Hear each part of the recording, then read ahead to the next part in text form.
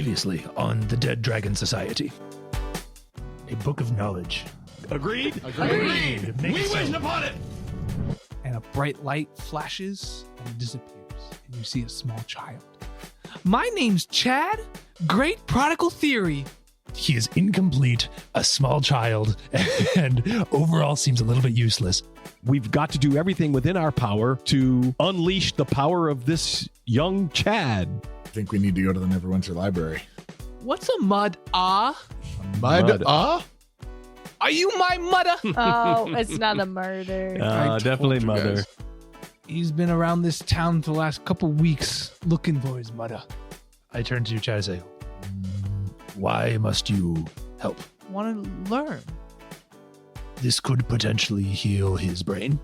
So we have to teach a book of knowledge about knowledge? Think of it more like a puzzle. He's missing pieces that we need to find to help unlock whatever his power is.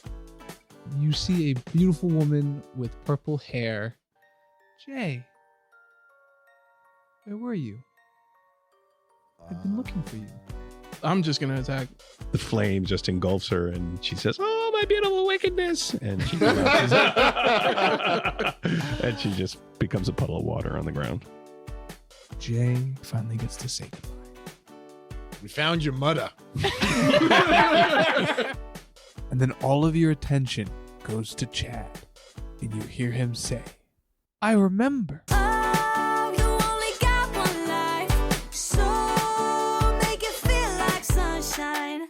So we are sitting around the fire. Peaceful.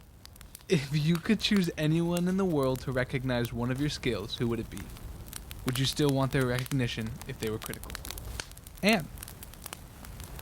Man, the worst part of this is coming up with a name for the person. I'm pulling up a fantasy name generator right now. Honestly, I've been thinking about this because I have named my unseen servant after him, but Willie Joel. I think that I really try and tailor my music after him. He's my muse, my inspiration, lyrically a genius, musically also a genius. And, you know, I welcome all forms of critique. I'm not sure you would have much to say in the way of critique for what I've done. I'm pretty proud of my skills I've mastered. But, you know, any feedback is welcome. I think that if he opened for me one day, then I would feel like I'd made it. And if it were critical? Did you already answer? Oh, yeah, I welcome all sorts of feedback. I'm not really sure what there is to critique, but I would welcome it. If mine were critical feedback, I think it would fundamentally destroy the thing I was trying to get out of the relationship, if this relationship were to exist. Because as soon as our traveling circus essentially collapsed and we went on the run, about 2 years after that, I had some interesting kind of negotiations with some associates of Lord Dewthorn. And he had heard about us, heard about our skill sets, and was interested in kind of providing some initial seed funding to allow me to reach back out to my previous performing companions to get the group back together. But before I had the opportunity to get that together and actually, stage a temporary performance that we could use to show off our skill set and secure the deal with Dewthorn, the previous patrons kind of, shall we say, trained, militia might be too strong of a word, but trained soldiers showed up at our doorstep, and we quickly had to disperse once more. So, given the opportunity, I think that could have saved us from a lot of grief over the last few years. For me, Theo Blackthorn, I don't even know this being's name. I've only met him once, maybe twice. He's the being that's given me my powers. If this being could just once see the potential within me to be a great warlock, I know he would just give me more powers, more magical abilities. And I just crave for him to be able to see that in me because I think I would do wonderful things in this world if only I had these capabilities. And if this being were to be critical of me and see in me maybe something that's wrong or something that doesn't deserve these powers, well, the hell with that bastard! Yeah, you and I share the same goals. I feel the same way about Willie Exactly. Joel. I think we're saying the same thing, though. I mean, powers, stardom. Yeah. I get it. He gets it. Well, Blackthorn, everybody knows that Eldritch patrons notoriously always give and never ask anything in return. That is totally my understanding as well. Very good. As much as a part of me hates her, I think my mother. She despises poor people. And so that's part of where my need for material success comes from. Just so that she could see me one time after she's abandoned me. Where is your mother, friend? She's back at... what town is it? She's home. Yeah. She's back home. Shit, I'm late for dinner. But what if she's critical, though? You know, what are you going to do? She's in the merchant headquarters. And if she's critical... Would you still want her to notice you or not? Isn't she critical of you anyway? So it changes nothing? It changes nothing. I just really want to be seen. Good or bad, just see me after you left me. My name is Trogram. Funny enough, Theo Blackthorn was not the first person I met upon leaving my village. Right before, on my way to Newfoundland, when I found myself at a crossroads, and a little bit off in a swamp, there was a half elf who was stuck up to his waist in muck. He was stuck in a sinkhole or quicksand or something. Was it the elf half or the human half? He was evenly distributed, even distribution of elf and man throughout his body.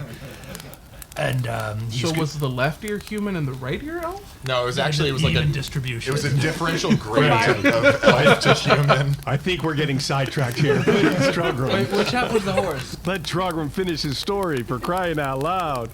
The man screamed, help me, I am stuck in the quicksand, please. And I went up to him, and of course, it is a person in need, I must help him, and it is a feat of strength, so it is something that I would absolutely love to do. And I may have broken his wrist when grasping him and taking him out of the quicksand, but I wish he would still recognize my skill in saving people and feats of strength. That was a perfect impersonation of him going to help. What did he say when you broke his wrist on accident? He said, "Oh my God, you broke my wrist! I can't believe you, absolute brute!" God, it's like I'm there. You're a master of accents, Trogram. I'm gonna file that away for later. I have two. I can be here. Oh, I can be here. I'm Frankie. And if I could choose anyone in the world to recognize one of my skills, I never really knew my dad. So For context, Frank the Elder is sitting across the table from Talk him. about not being seen. This is great. You're sitting a couple feet away from him. We're gonna get into it. You guys are gonna bond. It's gonna be great. I didn't actually think of a real one. I just kept on thinking of that joke. That's a funny joke. I think. Okay, let's do a quick introduction. All right, hi, I am Paige Raymond. I play Anne O'Neing, a regionally renowned one-woman band in the Forgotten Realms, on a personal journey to do her village proud by racking up fame and good fortune. Arch nemesis of Peanut the Squirrel. I'm Frank Chaponi, Frankie's dad. And I play Theo Blackthorn, who is a well-to-do, prosperous merchant who recently picked up the side hustle of warlocking. I am Jorge Bardales. I play Maximilian DuPont. Arch nemesis, I'm taking that from Paige. Stepfather. Abandonment issues, I would say. Yeah, abandonment issues. I'm Matt Callahan. I play Horatio Rumbuckle, fellow bard and friend of Anne O'Neing. I am the owner of and performing companion of Peanut the Squirrel. And yeah, I am also somewhat regionally known and a member of a former existing traveling circus. My name is Pat Salambier. I play Trogram the Half-Orc, a barbarian who has left his village from magical seclusion, armed with nothing but a maul, clothes on his back, an adventuring pack, of course, with all of the rope and 10 rations and that kind of thing, and a mysterious artifact that he must repair. And I'm Frankie, the fatherless DM. The pain. We're not roasting Frankie this time. We're roasting Frank. Welcome to episode 3, Those Who Laugh. So just a little reminder of where we are. We are on top of a hill. There is a grave in front of us. A bunch of lotus flowers are now sprinkled throughout the hill. A young Jay sits, just found his mudda, and a Chad who just started to remember. I, Anne, approach Jay and put a hand on his shoulders, and I go, Jay, I can't even imagine what you're going through right now. I've never seen the evil ghost of my mother slaughtered by a band of random strangers. But I just want you to know that if you want to talk about it, we're here for you. Because we definitely should be here for you. I, again, cannot even fathom what you are going through right now. With the ectoplasm still in your hands. I shake the ectoplasm off of my hands and pull out my lute. And I say, maybe we can, I don't know, raise your spirits with some music. Some toxic and positivity? That's exactly what we need. I bring out my drum kit. When you say raise your spirits, you don't mean literally, do you? Raise a spirit. No, we No, that we didn't spirit's do that. that spirit's not getting back up. Yeah. Very evidently. His mom is gone. Sorry, Jay. Raise spirits! I start like tapping on my legs in like a drum kit I kind start of playing fashion. like really folksy music, and Yeah. Peanut starts clog dancing. I'm playing the spoons, but I don't have any spoons. It's just like my hand on my thighs. You're ham boning. Yeah, I'm I just ham-boning. love how we're throwing a party after killing this boy. And we're trying to cheer him up. I look at Jay and see if this has any positive effect or if what's he doing. You look at him and you can just tell he finally gets to let go and say goodbye to his mom. And he, even though it is a sad moment, it is a happy one. Lotus flower being her favorite flower, and seeing his mom, even though it was in that state, was important for him to say goodbye. Theo walks up to Jay and puts his arm around him and says, young man, grief is a process that you must endure. And it seems like you're on the path now. It's good. And just because you've lost your mother doesn't mean you'll ever lose your love for your mother. Anywho, we should move on. You good? Surely he's not going back through that mine himself. Where are you guys going? Well, we're still going. I don't think we're going back. We're going to Neverwater. We're going to Neverwater Deep. Neverwater Deep Gate. 3. We're on our way to we're on our way to Neverwater Deep Gates 3. We're on our way to Neverwinter. I mean, if you want to tag along, you can, but I'm not licensed in child handling. He looks over at Chad, kind of wipes his tears away and goes, with his wrists. He wipes away with his wrists. There wouldn't be a child who did it any other way. And says, I have family in Neverwinter. Can I just be with you until I could find them again? Do you know where they are specifically? Yeah, Neverwinter. Yeah, we'll just shout, hey, Jay's here. He's looking for his family as soon as we enter Neverwinter. And how many Jays can there be in the world? We can you always know? hand him off to the guards. I'm sure it's fine. Trogum looks at the young Jay and says, small sir, we will find your family. You will walk with Chad until we must depart. Thank you. Jay, do you have like a last name or a family name, or are you just Jay? I'm trying to read the tombstone, but there's nothing on it, so it must be kind of old. Yeah, we kind of broke that. Did we? What does the scene look like? It's a green hill with just a stone grave on top, flowers all over except for a perfect square around the size of a coffin that sits above the grave. You see a trail and then the road to Neverwinter 200 yards away. Trogum turns to Jay and says, "Are you satisfied with your goodbyes?" He picks up a lotus flower and kind of like tucks it in his pocket and says, I believe so. We shall go. And Trogum with the two children starts walking away from the grave toward the path. I'm going to continue playing the lute as we walk, providing some traveling music. I'm gonna keep just ham-boning to the lute. Theo looks to link arms and skip down the yellow brick road. I don't know. You guys walk down the road, and you're still a little bit away from Neverwinter, about a day and a half. So one night's rest. So we get to, I'll say, 2/3 of the way when you guys have to stop for the night. And you just set up camp, and you're all sitting there around the fire. I shall take first watch. Children, sleep over there. Are they included in the watch? No, they are children. They're useless in the event of an attack. ChatGPT knows nothing. Jay is still probably crying a little. I am an early riser. I'll take the last watch. I will relieve Trogrum. I'll take last watch as well. I'm gonna get some good beauty sleep. I'll watch the kids through my eyelids because they'll be closed. I don't think that's how that works, but okay.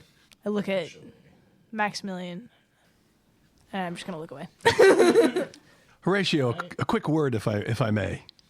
Yeah. And I take Horatio away from the campfire, and I say, "Young sir, I just want to say you're such a wonderful musician, bard. You really have a lot of talent, and I'm looking forward to getting to know you better as we travel this road to Neverwinter." I'm like visibly kind of uncomfortable in his presence on a one-on-one basis. Yeah, no, definitely interested in getting to know you better. So I never forget a face, but I can't seem to recall yours. Have we met before? No, never mind. I'm sure it'll come to me.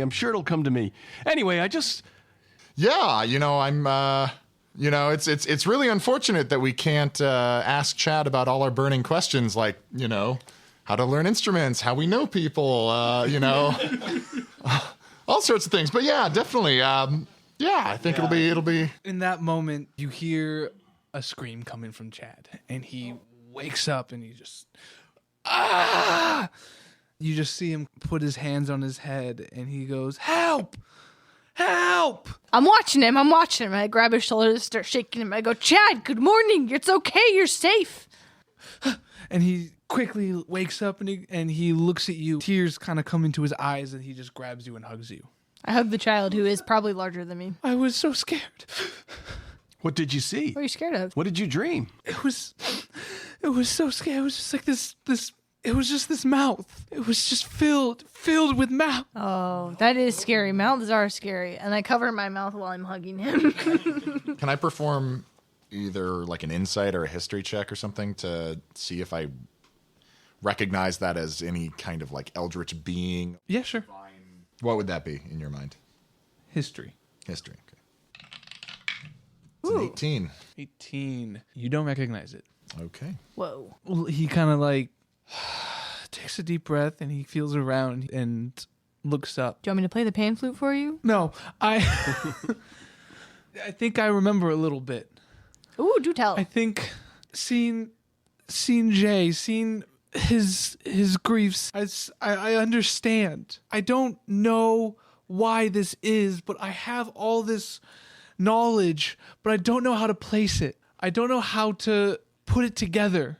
Well, perhaps we can help. What do you feel like you remember now that you've witnessed Jay and his grief? Can you put a word to it? Can you put a memory to it? I saw his emotion. I saw his experience. How do I enter the dreaming? How do I get more power? Not yet. I shield Blackthorn. Chad from Blackthorn. I go, shh. Too intense. He just had a Your nightmare. mouth was so wide. Yeah. Cover your mouth when you're speaking to him. As I'm covering my mouth with one hand and like shielding the child with the other. Forgive my outburst, young Chad. I didn't mean to frighten you. The more I see, the more I learn, the more I understand, I think. Perhaps you can guide us. Is there a certain thing you would like to experience or see or feel next? I think we should just tell him our experiences and have him watch us as we go along. It sounds to me like he knows the concept but doesn't know the formula. Chad, we've asked you. My mouth is still covered. We've asked you a lot of questions. Do you want to ask us any questions? Yeah.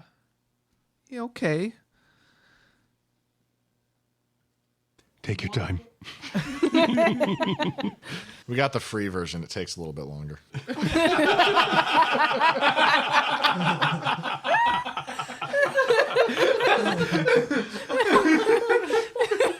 This is ChatGPT 3. We are waiting for ChatGPT 4. Why are you guys trying to help me? I cover my mouth. I go, Blackthorn, you want to take this one? You see, young Chad, Gently. it's an interesting story.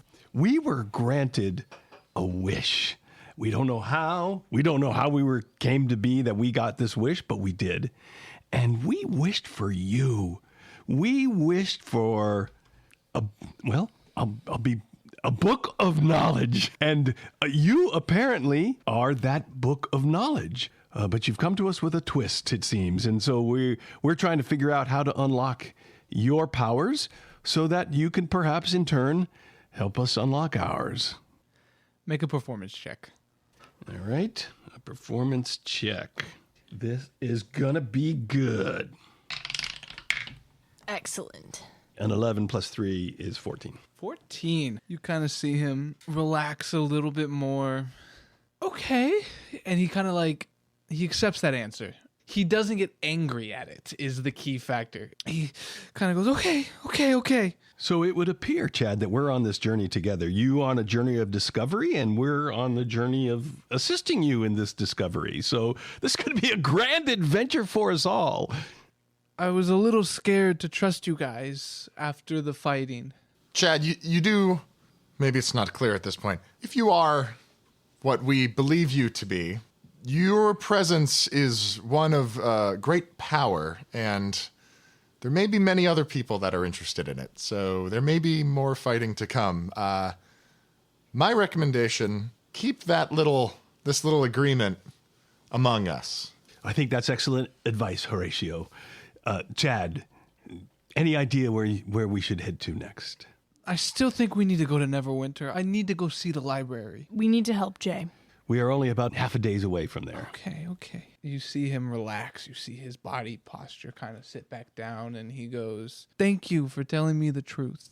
I think we can honestly say that we mean you no harm. In fact, we are here indeed to help. Take Trogram here, for example. He's got a problem to solve. He's got to save his village. What more noble cause is that? Perhaps you can help him unlock his artifact to help save his village. Think of all the good you can do if we could just unlock your memories. That's scary. That thing's scary. That hurt last time I saw that. He's the only one I really trust. He fed me, but that thing was scary. I'll do my best. Trogon walks back in from watching and says, "My time is up," and reaches out to I forgot you were next to him. reaches out to Horatio and says, "Tag me out."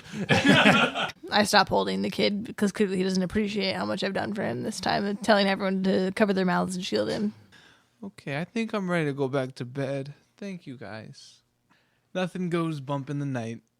You wake up and you're walking down the road, and then you eventually see Neverwinter in the distance. Do you know where to go from here, Jay? Yeah, the front gate's just a little bit ahead. Trogram approaches the front gate with Jay just behind him, and ChatGPT just a little bit behind Jay. As you walk towards the front gate, you see a guard leaning up against it, and it is a taller guy, almost the same size as Trogram, full plate armor with a giant pike in his right hand. Trogon walks up to the guard and says, "Fellow warrior, do you know this boy?" And he gestures to Jay. His eyes kind of peers, gets squint, and looks at Jay and goes,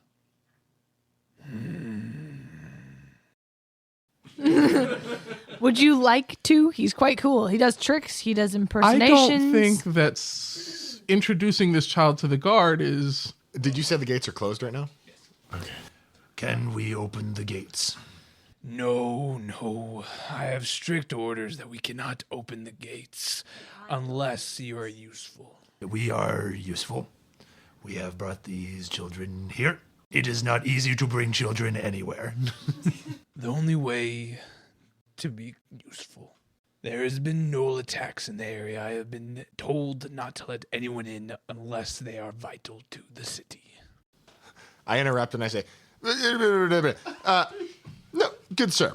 My friend and I, pointing at Anne, are regionally renowned bards, and we have a performance scheduled at the Elf Song Tavern. You must let us in.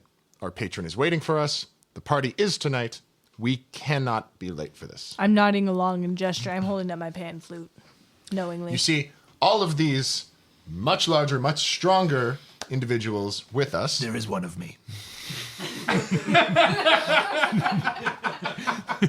Supply support for all of our various musical instruments, props, and other accoutrements to help us give on the best performance. Surely you've heard of Horatio Rumbuckle and Peanut and Anne O'Neill. He's definitely heard of Peanut. He's only heard of peanut. I want to, in the moment, I want to, when I'm pointing to Anne O'Neill, I'm going to cast the cantrip message to silently tell her to give me bardic inspiration. And I'm going to say, see, I can prove it to you that we are talented bards. Anne, could you please perform a demonstration so we can,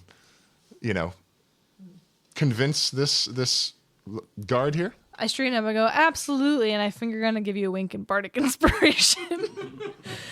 And I whip out my pan flute and I go, oh. Unfortunately, sir, I'm under strict orders to not perform for anyone unless they've paid me. And I don't want to ask for your money. I just want to follow the rules, which I think you want to follow the rules to not get in trouble.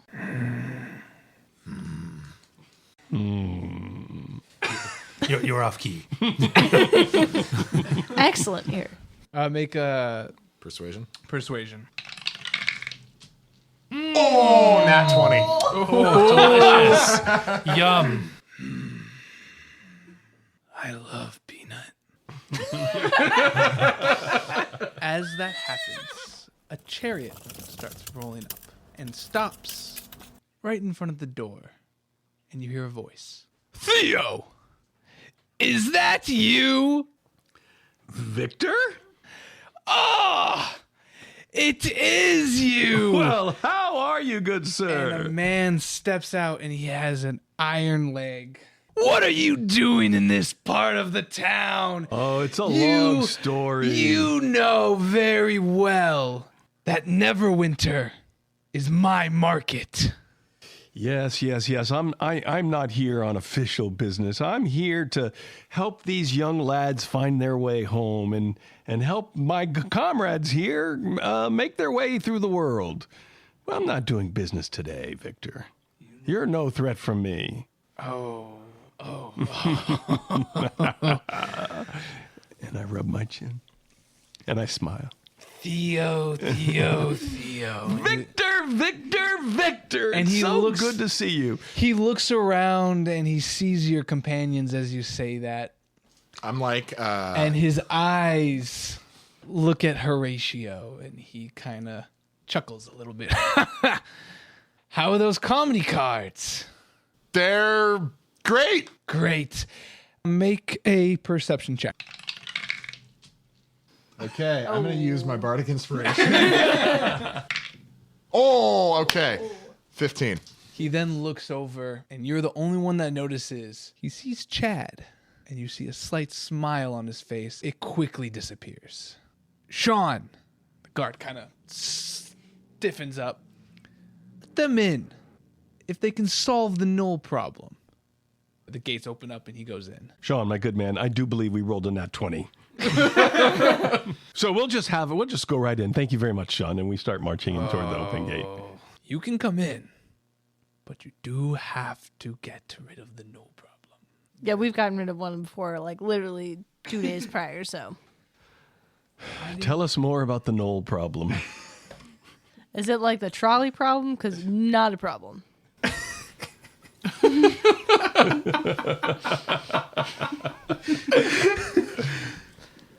They've been attacking the towns around the area. So exactly like the trolley problem.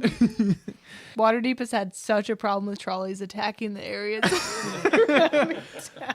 You can find their camp over in the Neverwinter Woods. The Neverwinter Woods. NWW. The NWW. Students are forbidden to go there after dark. I turned to the guard and I said, "We have 2 children with us, and you make us go clear out woods?" Sir, I have been abundantly clear, and you were in agreement with me. We have places to be. There is a schedule to upkeep. Peanut, who you so clearly adore, is the main performer in this lovely show. He is unfortunate. Are you going to deny Peanut his ability to perform? The joy that Peanut has brought you all these years, and I glare at Peanut, but I understand his usefulness. I understand, but I'm stuck between a rock and a hard place. Choose the rock. I do a rock on symbol towards him. He flashes it back. Hell yeah. How much time do we have and how many gnolls are there? I believe there are 7 to 10, maybe 15 gnolls. 15 gnolls? 7 to yeah. Between the 15. 5 of us. That's quite inaccurate. Do I look like a soldier to you? Yes. That's quite non-discriminatory. Look at that. Trogrim again says, "We have 2 children, and you ask us to go help Knowles. I'll make you a offer. You will babysit while we go deal with the Knowles. You will choose the rock." And I would like to make an intimidation check. You will choose the rock. Natural 20. That train's going off the rails. Yeah, don't ground those dice up. Don't ground those dice up yet. Okay, you can leave. That's not Sean's voice. Okay. I will watch the kids. They will be here when we get back. I whisper in Trogrim's ear. Trogrim, I do believe it's maybe a bit risky to have Chad stay with the guard. I think we should Chad stays with keep us. him along. I mean, Chad has proven himself. The guard will come with us and watch the children. And I will be in eyesight of the guard and children the entire time. Okay. Excellent. I whisper to Horatio after he's done whispering to Trogrim, and I go, "I saw the victor, and I promise you I will uphold my promise." Before all of your bloods get to boiling, they never mentioned how soon we had to do it. Victor just said we have to take care of the problem. He didn't say right now. We agree to take care of the problem, but we still need to go in. The guard waves, and the gate opens, and he pushes the kids into the gate. Like through the gate or like into the gate? No, through the gate. The gate. It didn't open up fully. It opens up just a little bit. And he pushes the kids through the gate, and then he waves, and it closes again. No. Theo, before it closes, No. Theo grabbing attempts to Chad. grab Chad. and Firmly pull him places back. his maul in between the gate for preventing it from closing. I stop. Chad say, stays with us. You just told me that I shall watch the kids. We hired you as a babysitter. You have yet to get the night instructions before we leave for the movie. if that's how it's going to be, you will return the children. You are not taking them in outside of our supervision. Oh, I can't leave the post. I can watch the kids here. You don't even open the gate. You just signaled for someone. What are you doing here if you don't even open the gate? I at least need that one, and I point to Chad, and I said, he is my apprentice. He is learning under me. He needs to join me through all adventures. He has almost mastered the loot. Again, Theo's just going to try to grab Chad. Yeah. Roll acrobatics. I'll say if you roll acrobatics and you get it, you grab him before he walks through. All right, this is just a straight up roll. It's a 9. Anything? No, I don't have a bonus. It's a straight up roll. I don't have anything for I'm an old man. I'm an old warlock. I've got no acrobatics. It's your kids. If you don't want them to be in here, that's fine. That one stays. That one comes with us. Describe the point. Okay, I'm pointing at Chad. The one I'm saying. For this audio podcast. That one. That guy. The one. That one, right the there. guy, the the guy. dude, It's the right guy. there. He's No. right there. I point at Jay and I say, that one stays. I point at Chad and I say, this one comes with us. I turn to the guard and I say, "If Jay is not here when we return, I will remove you from your armor. Interpret that how you wish. And I turn to Jay and I just say, you are home. We will return. Jay goes, okay, promise? This is Sean. He's your dad now. Trogam takes out a small glowing ring. Nothing of it's like the magic in it is just that it glows, and he gives it he pads it through the bars to Jay and says, "I will get this back. You hold on to this for now." He grabs it and he goes, okay. And then he walks to the guards behind. Let's go find these gnolls. Where are we going? The Neverwinter... The notorious Neverwinter Woods. The Neverwinter Woods. The double N double W. The gnolls in the Neverwinter Woods. How do we make our way to the gnolls in the Neverwinter Wood? He hands you a map and you open it up and you see a clear path to of dotted lines and an X. And you get to the woods and you just follow the map. The twists, the turns, the straight lines, the more straight lines. And then you get to somewhat of a clearing. And you see a camp. Inside the camp, you can see about 10 different tents and a lot of gnolls. Before we go any further, we should probably back away real quietly, real slowly. Let's not disturb them just yet, or else it's 3 gnolls per person. How many gnolls are there visibly? You see 7. Are they just like meandering around camp? Yeah, they're meandering. They're doing gnoll things. Some are cooking. Doing gnoll things.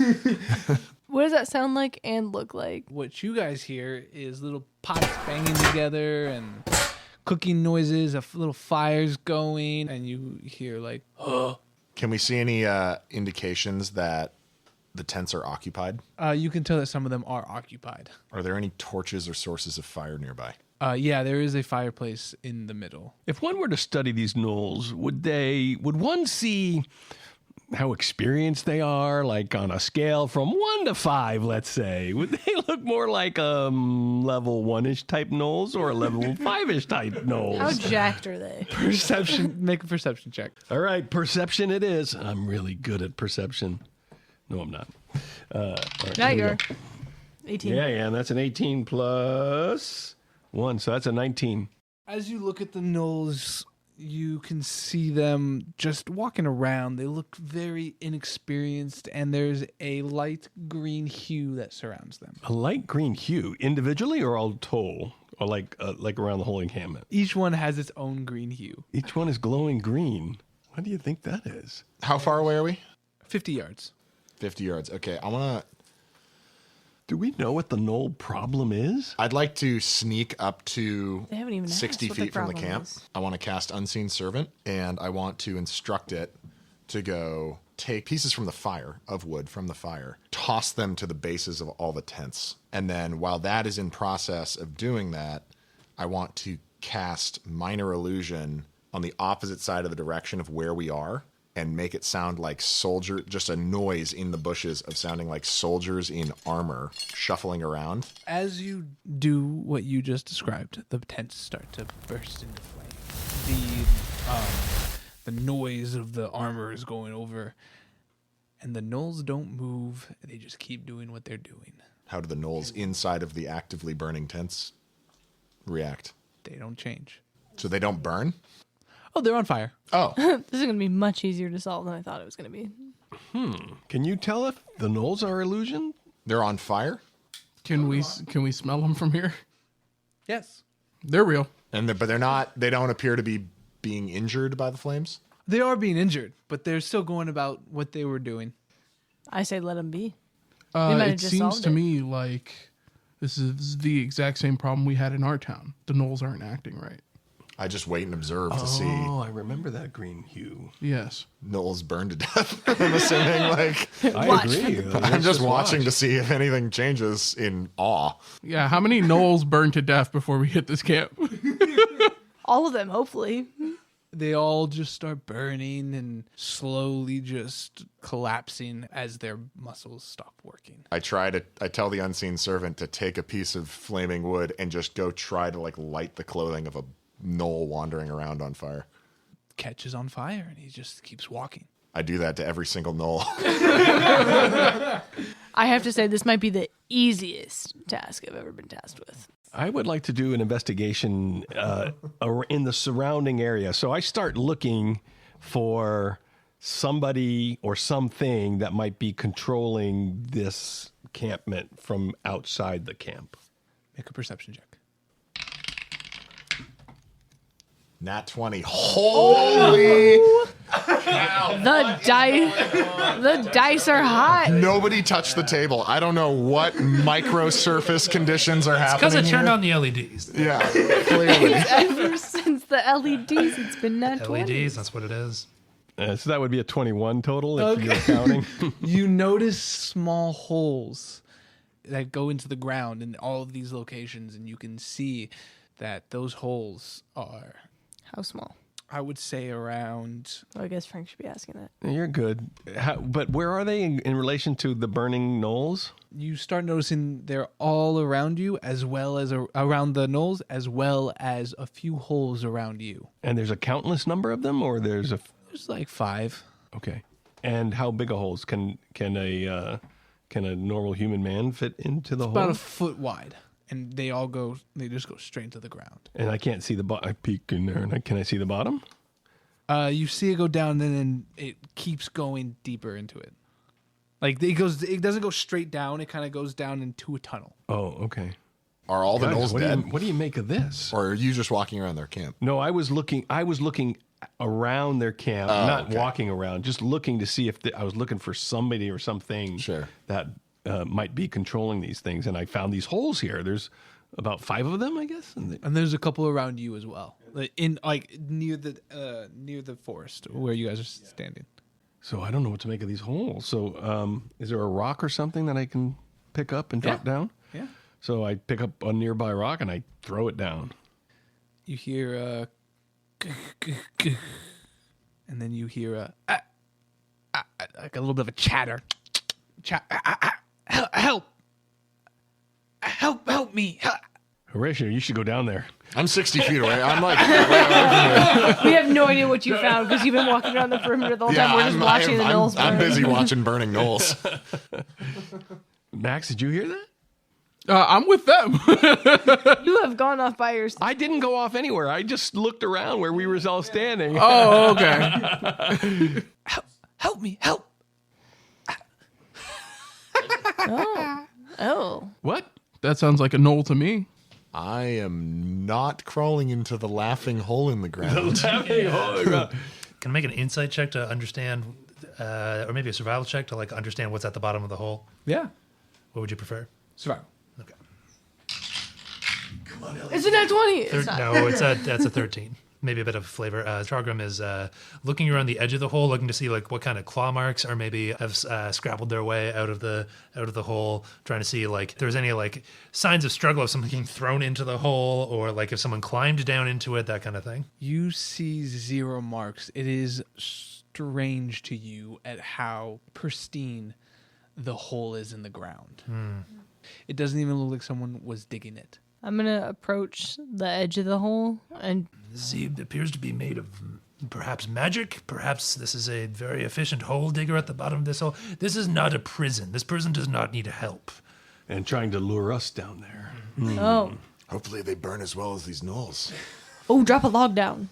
What is currently going on in the camp right now? The gnolls that are still intact are still just walking around. I have the unseen servant walk over here with a burning piece of wood. May I suggest that you just send the servant down the hole? No, it's shapeless, so it's basically just like a moving like force thing. Okay. And it can't like communicate information. Okay. I'm going to go up and just kind of shout into the hole. I'm standing probably about 1.5 feet away from it and just go, how'd you get down there, bud? Bud, friend, help, bud. Do you need to be put down? I have the unseen servant drop the flaming log into the hole. I am actively watching what I believe to be living creatures of flesh and blood fully immolate to ash without showing any signs of pain reaction, and now a hole is laughing at me. I am taking no chances here. It goes down and just kind of and gets just sucked in through and then shoots up Nope. like 30 yards away. Wow. Like on the other side of the camp? Yeah. Like just poop. Yeah. There's no one stuck down there. They'd already be pooped out. All right, let's go back and say we solved their problem. We did take care of a couple gnolls. I want to walk into the camp and sift through the ashes. I join Horatio as well and walk into the camp. I'm just squatting down with elbows on knees and like fingers pressed together to my nose, trying to figure out what this hole is and waiting for something else to pop up on the other side. I like to think that ChatGPT this whole time is just dropping things into the hole and having a delightful time watching them shoot out the other side. How does rock react? How does tree branch react? The first rock I threw didn't shoot out on the other side. It hit something. Oh. I pick up another rock and I throw it down the hole. Goes through. Again, you hear. Please help me. Please kill me. Please help. We tried to. We literally dropped a burning log on you. How did you get down there? Please. One of us must go down this hole. So I was just thinking the same thing. Can all of us fit down the hole? Is there a size limit on this It's hole? a foot wide, so we would need to open it a bit more. Close as the nearest other hole. Can you guys describe to me where you all are? I'm walking through the camp, sifting I'm also through the in the camp. ashes. So we came in on the main entrance, the trail, and we stopped to see to witness what was going on. So To watch the gnolls burn. whatever trail we were walking on, we stopped 30 feet or so. So we're wherever the hole was compared to that, and then these two walked ahead and into the camp. And I'd like to cast Detect Magic to see if I can determine what type of unnatural influence was causing these gnolls to both suffer no pain or have no reaction to being burned to death. As you cast that, you notice that the ground around the camp has some kind of magical essence to it, except for a hole in the center where the biggest tent was, which isn't a foot wide. It is a hole that a human can go into. Are there any items of note on the bodies of these gnolls? No. So while he does that, Theo walks to the next nearest hole and drops a rock. It goes down. You just kind of hear a... How deep are these holes, from what we can tell? Imagine, if you will, holes, and it goes down, and then they curve, and then you can't see how like far Sure. it goes, Sure. but it goes down, and you can tell they go into a deeper area. I can sense magic 3 feet through dirt. Is there any kind of epicenter that I can see? Yeah. Sorry, I think I didn't describe it properly. Is the hole?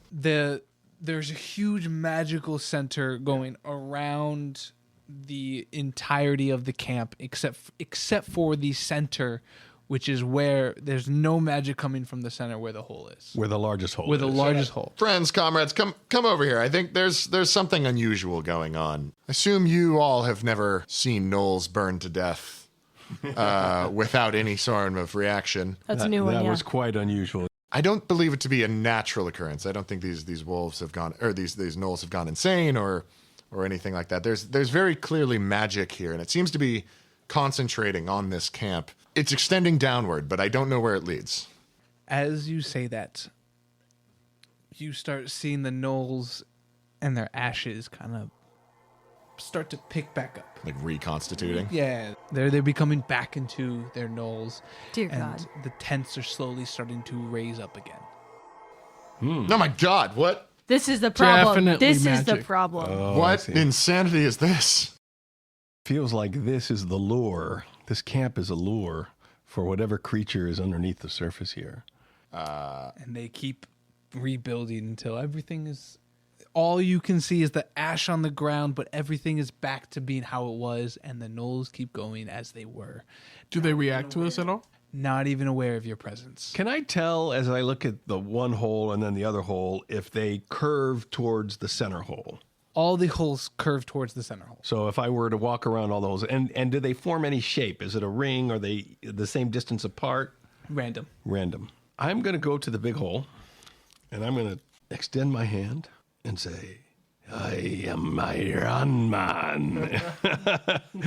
And I shoot a blast down the hole. It shoots down into the hole and it hits the bottom, and it's a pretty big cave. Trogram, it looks like you're up.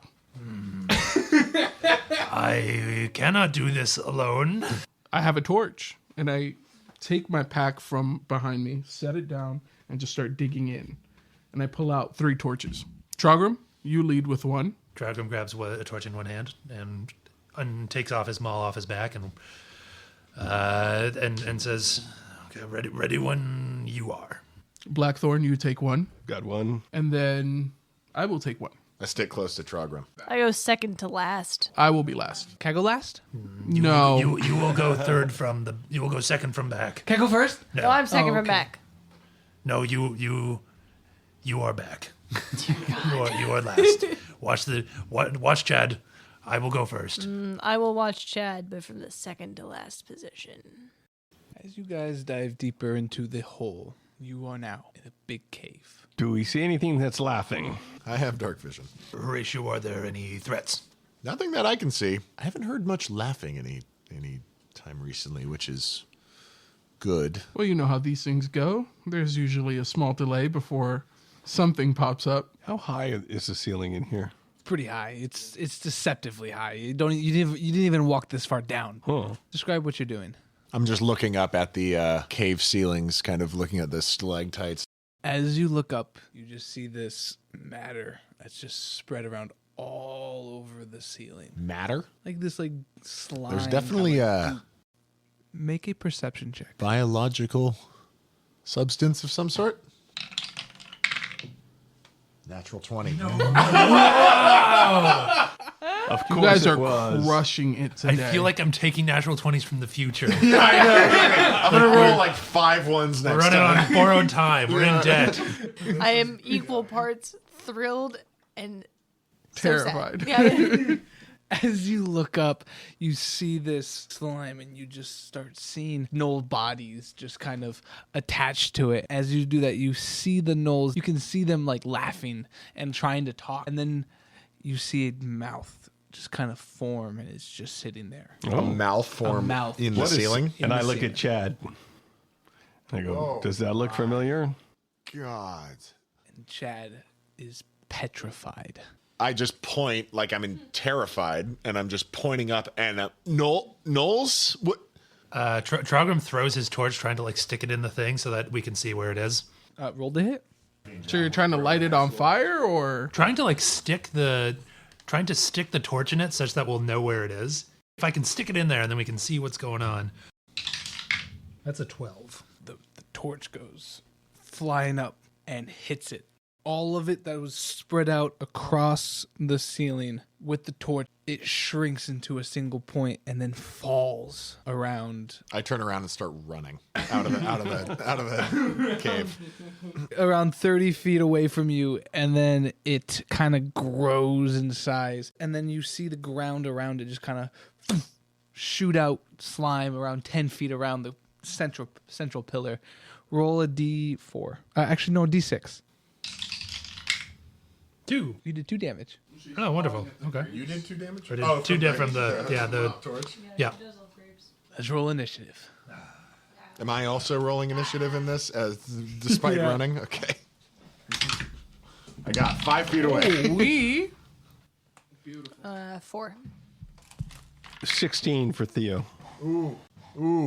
It's close. 4. here come the bad rolls. Exactly. I got all my luck out. 15. Dirty 20. Max, how would you like to go first? So it just dropped down. There's 10 slimes around it. There's no slimes around it. It goes the slime kind of goes around there's the center pillar, and then 10 feet around it is the slime. And the center pillar, you can see there are like 3 or 4 mouths, just toothy smiles, as well as like dead gnoll and dead creatures still kind of like twitching inside of it. And it is the green color. Oh, just like the aura was. It's glowing green. Somewhat, yeah. But it is green. It is green, yeah. I'm going to shudder and go, "Ugh, toothy." And then I'm going to cast Mage Armor on myself. It is you hear like teeth chatter like that. Nah, nah, nah, nah, nah. You come to my home. You come here. And one of the mouths, as it's laughing, spits some acid right at who's the closest? Probably me. Trogrim was in Yeah, Chad. I am Trogrim. Chad was Bolton. It's either Chad or Trogrim. So Chad and Trogrim now make a dexterity saving throw. 17. The spit comes. You gracefully grab Chad and pull him out, and you both are in safety. And I as a free action, I just turn to look at him in the face and say, "Hide in the shadows," and we continue with the order. May Theo go? Yeah. All right, he'll just put out his hand and palm facing forward and do his I am my run man and roll for the Eldritch Blast. 14. That hits. Roll your damage. That would be a 6 damage. And you hear dun dun dun dun dun dun dun dun dun dun dun in the background for some reason. It's Horatio playing. The rest of you can decide what order you want to go into. I will go next then. Trogrim, having seen Chad get injured, goes into a rage. He pulls down his shirt, turns the clockwork mechanism embedded in his chest, and imbues himself with the magic of the weave. Dripping with this like off-gassing of magical energy, he enters a rage and draws his maul and runs up to the edge of this like disc of blob and attacks it. So that you can't hit him from the edge of the disc. You have to go into the disc. Oh, okay, then I go into the disc. Okay, first make a strength saving throw. 12. 12. Okay, you are fine. Okay. So as he sort of heaves his feet through the muck of this disc around the gibbering mouther, he is going to attack with his maul. 24. Okay, roll your damage. 14 damage. So the heart he embeds the maul into his opponent, and it sort of sticks in him a little bit. He's a hard time taking it out. I'm taking in the scene, and I'm feeling really invigorated by Trogrim's pounding stuck in the person or in the thing. And the thing that I can do, I'm like, God, you think that's funny? And then I'm trying to cast hideous laughter on the creature. Even harder hideous laughter. What do I have to save? 13. Wisdom save. Wisdom. He's hecka wisdestric. He saves. That's my turn. I like hear the echo of the Eldritch Blast hitting this gibbering mouser, and I just stop running, and I just kind of shake my head to myself. It's like, these people are not good for my health. And I turn around, assessing the situation of what I'm looking at, and I heard the spell, the casting of the spell, the I am Iron Man, and I'm suddenly have a melody that arrives in my head. It's a very distorted lute with very dark undertones playing. Lute with a fuzz pedal. And I, suddenly hone my senses in on this disgusting creature, and I focus that melody into it, casting dissonant whispers, and so that melody appears in its mind, echoing and repeating and multiplying on itself. 9 damage, and it's must immediately take a reaction to move as far as its speeds allows from me. Chad also looks at you and goes, and he kind of like puts out his hand, and musical notes that are in the shape of paper fly into you, and you get understanding the melody even more, so you do an extra 1d4 damage. Wow. Chadley. Another extra 4, so that's 13 damage. What was that movie where they were fighting with the musical notes? Oh, it was Doctor Strange. Doctor Strange. Yeah, that's what it was. The melody comes, these magical musical sheets of paper come crashing and absorb into me, and I am that music is cascaded back at me in a more finely honed version with other instrumentation and a very particular gritty sounded vocalist. I'm only left as the music fades away with a name of Sir Osborne. That was Chad's turn, so we're back at the top of the order, I believe. You had to take the reaction to move away. Oh, right. As the music flows over him and the fear that sits deep inside of him, you see the blob sink down into the ground, and then the disc just kind of starts sliding away. Do you have opportunity attacks? Sure. All right. That is a 21. Roll your damage. 13. Hell yeah.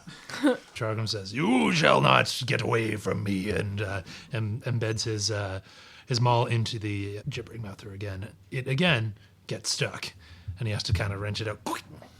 All right, so we're at the top of the order. How far away is it from us? It is underground somewhere. The disc is still around Trogram. Oh, it like burrowed. Yeah. Oh, okay. Got it. It went away. I'm going to hold my action for when the slime comes back up. And when it does come back up, I'll do an attack. How does hold action work for the viewers at home? So I can basically put a pause on my turn by setting a condition. So when that condition happens, I can immediately take my turn again. It's like waiting for someone to walk through a doorway so you can Yeah. hit him with a bat. Dio, is it to you? No. No, it's my kind of ruins my plan of hiding. I hold my action until he. That's what we're here for, is to ruin your plan. Everyone pulls out their handguns and we point it at the hole, waiting for it to Little happen. did you know that we're all artificers. Okay, first things first is that you start hearing teeth chatter. You hear the I can't do that very well. Yeah. Yeah. Yeah, we get it though. And then you hear the laugh again.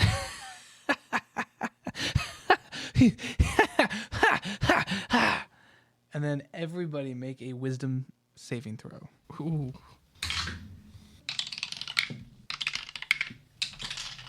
Uh-oh.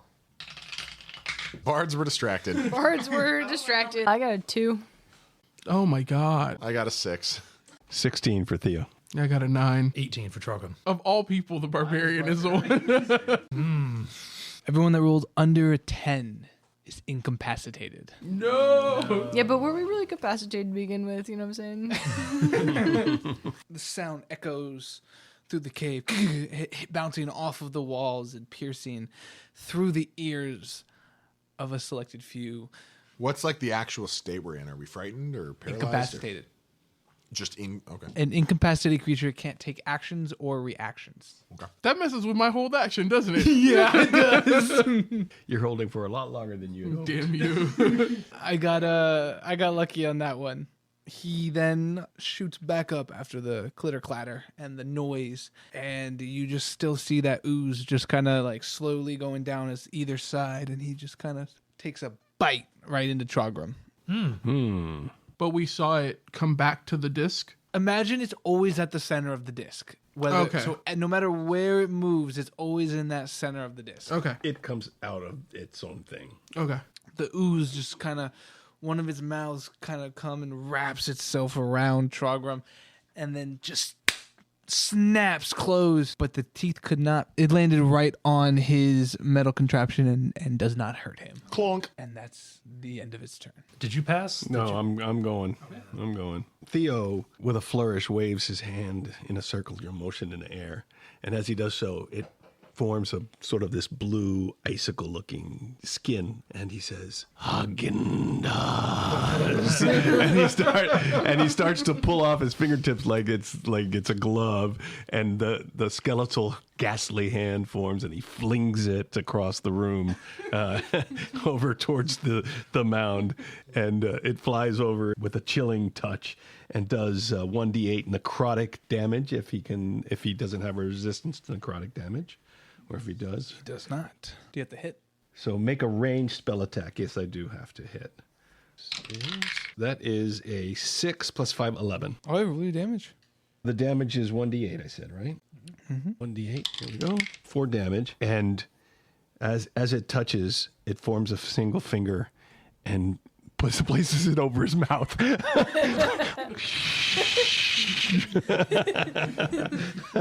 And he can't regain hit points until the start of his next turn. And until then, the hand just clings there. Like this. Like how? Like this. Finger up, right over one of its mouths. All right. Trogram sees the head pop up and bite him. He grabs the head off of his shoulder, peels it off, throws it to the ground, and then tries to sort of stab it with the end of his maul like a spear. Real quick, give me a strength saving throw. That is a 23. I'm going to roll to attack. That is a 10. Roll your damage. He's made of Jello pudding. Clearly. Oh, that was robbery. Highway robbery, if I've ever seen it. The dice almost rolled away from a 1, but it stayed on a 1. 10 damage. Spears it with the end of his maul right in one of the mouths. Who is up? It is me. So do I still need to make a wisdom saving throw to see? Nope. You roll a d8. A 7.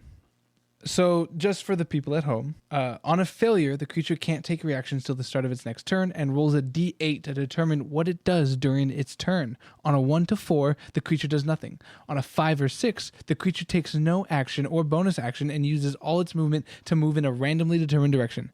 And on a 7 or 8, just like Anne rolled, the creature makes a melee attack against a randomly determined creature within its reach, or does nothing if it can't make such an attack. What was the effect that causes? It attacks randomly someone near him, and Anne is only near one person. Who's Anne near? Wait, I thought it was near Trogrim. Trogrim's near the monster. Yeah. You're not near the monster at all. You're near all of them. So you're going to roll to see who it attacks. Yes. You look at the old man, That would be Theo. and you make an unarmed attack. Me? Mm-hmm.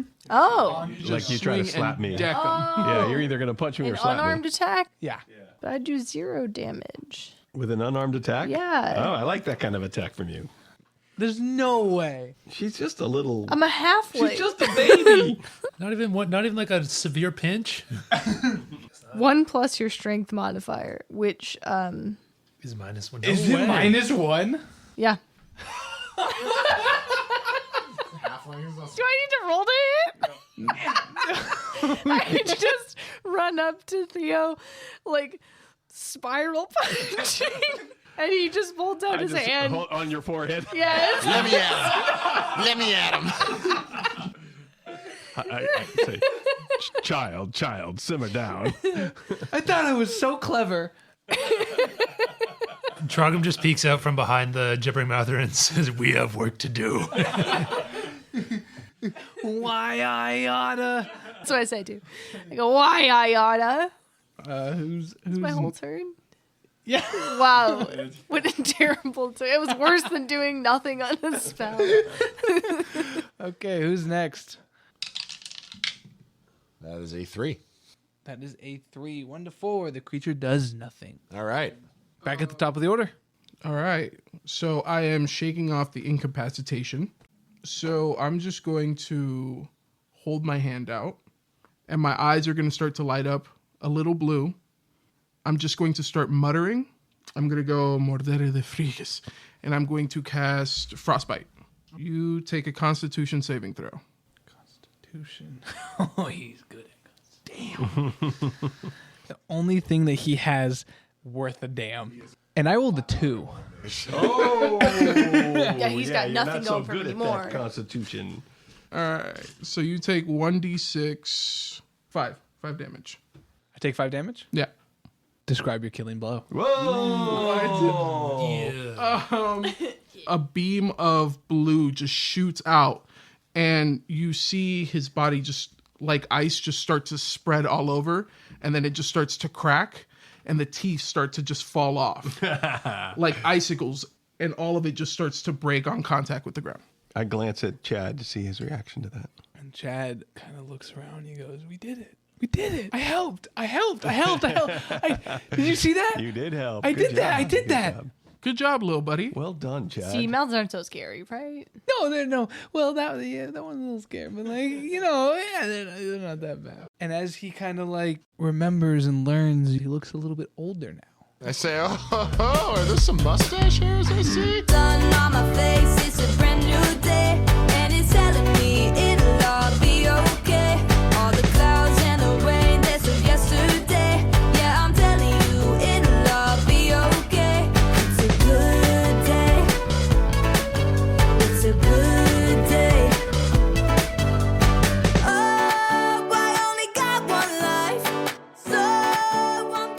I just want to thank everybody just one last time. This has been such a fun project to do, and the support and love from everyone has been great. Feel free to reach out to us if you have any questions or you would like to ask a question. That usually goes around the fireplace. If you want to help me with some names, go ahead and message me. I'm always open to hear for anything. Also, I'm very happy to announce that we will be releasing a one-shot soon on a Patreon of a different perspective from the Knoll attack on episode 1. I'll see you all next time, and welcome to the Dead Dragon Society.